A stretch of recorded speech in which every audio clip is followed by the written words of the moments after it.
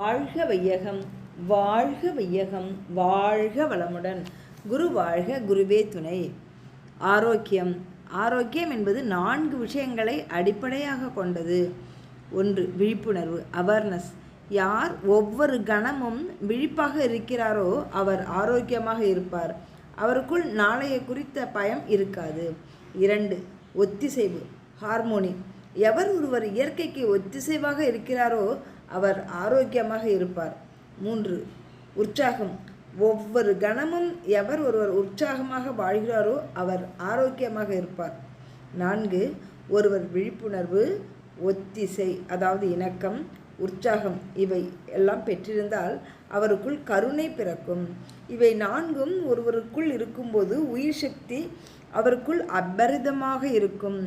யாருக்குள் உயிர் சக்தி நிறைந்திருக்கிறதோ அவர் ஆரோக்கியமாக இருப்பார். இயற்கைக்கு எதிராக செல்லும்போது கோபம், எரிச்சல், பொறாமை, படபடப்பு, பயம் போன்ற எதிர்மறை உணர்வுகளால் நம்முள் இருக்கும் சக்தி விரயமாகிவிடும்.